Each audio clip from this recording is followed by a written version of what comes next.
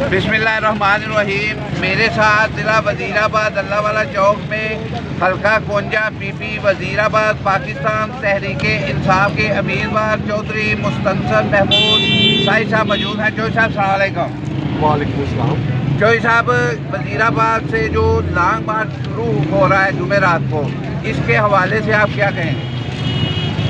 बिस्मिल्लाहिर्रहमानिर्रहीम। सर, ये लॉन्ग मार्च पहले से ज़्यादा शिद्दत से निकलेगा और पहले से ज़्यादा लोग मतलब रिजेंटमेंट शो करते हुए आएंगे और इससे इम्पोर्टेड हुकूमत को मैसेज जाएगा कि अब आपका बचना मुश्किल हो गया है। और वो जो लंदन में बैठ के भगोड़ा और भगोड़ी साजिशें कर रहे हैं वो इंशाल्लाह अपने मुंह की खाएंगे। और ये पाकिस्तान बदल चुका है, इमरान खान की क़यादत में बदल चुका है और इंशाल्लाह ये 2-4-5 दिन में ये इम्पोर्टेड सरकार अपने मंतकी अंजाम को पहुँच जाएगी। और पुलिस की मदीयत में जो FIR दर्ज हुई है, इसके हवाले से आप क्या कहेंगे?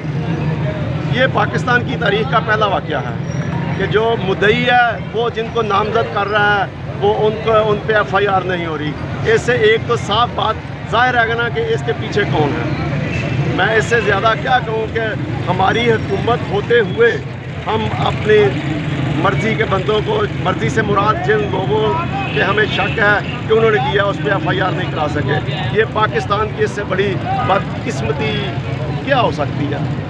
और आज जो है अभी यहाँ अल्लाह वाला चौक में पाकिस्तान तहरीके इंसाफ के जो कारकुन हैं वो बड़ी तादाद में यहाँ पे एहतजाज कर रहे हैं, तो इस मौका पर आप क्या कहेंगे? मैं कहता हूँ कि इस वक्त पाकिस्तान के हर शहरी को निकलना चाहिए। पाकिस्तान के हर शहरी को अपने लिए, अपने बच्चों के मुस्तकबिल के लिए, पाकिस्तान के लिए निकलना चाहिए। ना कि हम निकल के कोई इमरान खान पे एहसान नहीं करते। इमरान खान को इसकी नहीं है ज़रूरत। इमरान खान तो हमारे बच्चों के मुस्तकबिल के लिए लगा हुआ है। तो मैं सबको रिक्वेस्ट करता हूँ, मैसेज देता हूँ कि आओ, ये मौका है जिससे आज ना निकला वो कल को इस पर घर में बैठ के कुड़ने का कोई फ़ायदा नहीं है। जब वक्त है तो उस वक्त निकलो और अपना हिस्सा डालो। शुक्रिया जी। UG न्यूज़, सिकंदर मलिक, अल्लाह वाला चौक, वज़ीराबाद।